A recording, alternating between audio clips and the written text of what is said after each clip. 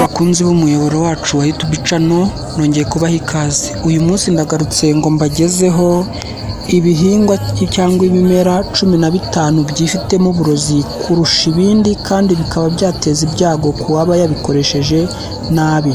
Ndashaka ko ari byo tuganiraho uyu munsi. Dore urugero rw'ibimera 15 byifitemo uburozi cyangwa se toxins bishobora kugira ingaruka mbi ku buzima bw'abantu babiriye naho biboneka muri Afurika, cyane cyane no mu Rwanda tuzabisangamo.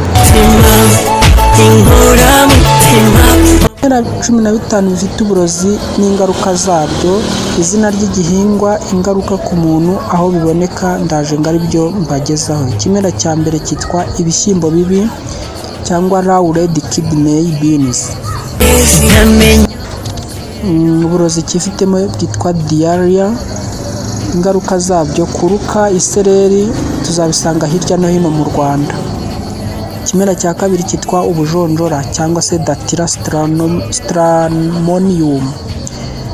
Iki kizagira ingaruka cyane cyane kugira igicuri, ubusazi, guta ubwenge. Ahantu kizaboneka hazaba ari ahantu hatoshye cyangwa mu misozi ndetse n'ubusitani. Ikimera cya gatatu cyitwa intoryi z'inkazi cyangwa Sodom apple, Solanum incanum guta. Iyo nibwo burozi cyifitemo, niko bwitwa. Hanyuma ingaruka zabyo tuzasanga guta amaraso, kuribwa mu nda, tuzakunda kukibona amajyaruguru n'iburengerazuba bw'u Rwanda. Ikimera cya kane cyitwa ikigangara cyangwa se castor plant, cyifitemo uburozi bwitwa Ricinus communis ricin, uburozi bukaze. Ingaruka zabyo tuzasanga gutakaza amaraso, urupfu, nawe kizacyaguteza n'urupfu. Hanyuma iki kimera aho tuzagisanga ni ku mihanda, ahantu h'imisozi miremire. Icya gatanu cyitwa imyugariro, aricyo bita euphorbia.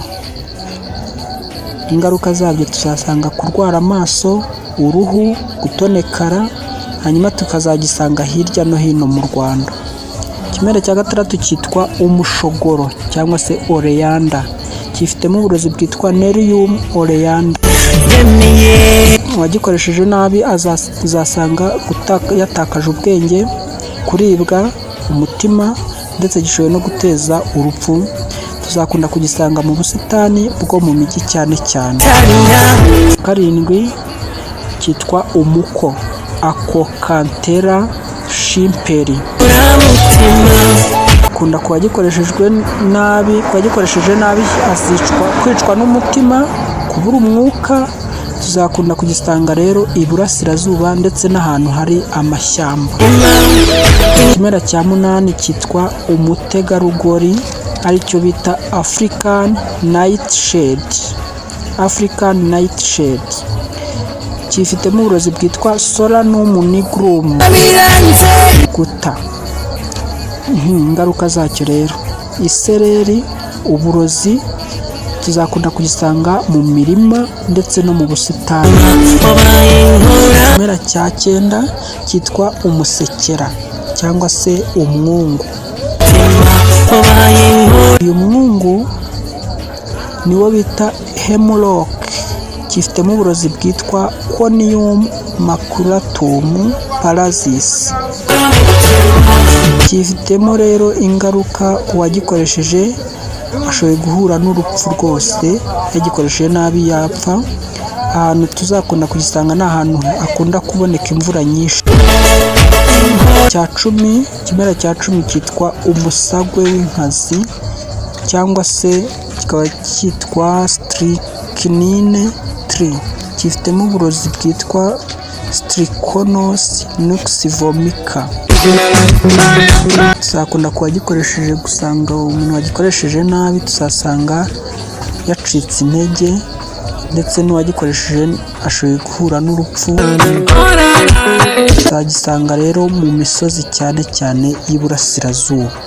Cya 11 cyitwa ishundura cyangwa wild tobacco, cyifitemo uburozi bwitwa Nicotiana glauca. Ingaruka ku wagikoresheje kuribwa mu nda, igicuri, tukazakunda kugisanga ku muhanda ndetse no ku misozi. Ikimera cya 12 cyitwa ikigugu cyangwa Belladonna, cyifitemo uburozi bwitwa Atropa Belladonna guta. Ingaruka ku wagikoresheje ni uguta ubwenge, igicuri ndetse n'urupfu. Gishobora kugaragara mu turere tw'imisozi yaba miremire, ariko icyangombwa ni uko ari mu misozi tuzagisanga. Cya 13 cyitwa umusandarusi cyangwa se Africa Samak, gifitemo uburozi bwitwa Toxicodendron sp.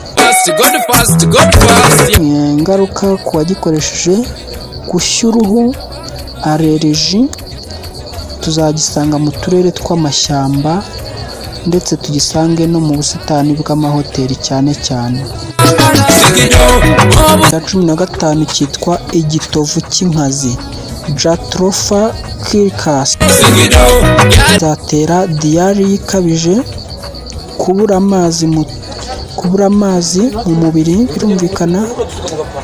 Hanyuma tuzagisanga mu turere dukonje cyangwa se dushyushye cyane. Ikimera cya nyuma ari nacyo cya 15 cyitwa umwungu, Foxglove. Gifitemo uburozi bwitwa Digitalis papuria. Ingaruka kizatera ni uguhagarara k'umutima. Hanyuma tukazagisanga mu busitani cyangwa se ahantu h'imisozi. Icyitonderwa rero kuri ibi bimera uko ari 15 tubagejejeho bifitemo uburozi kandi bikaba byagira n'ingaruka ku buzima bw'umuntu.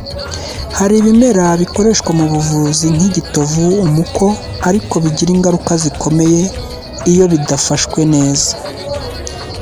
Ibiribwa nk'ibishyimbo, intoryi n'ibindi bigomba gutekwa neza, kuko bitetse nabi biba uburozi ku muntu.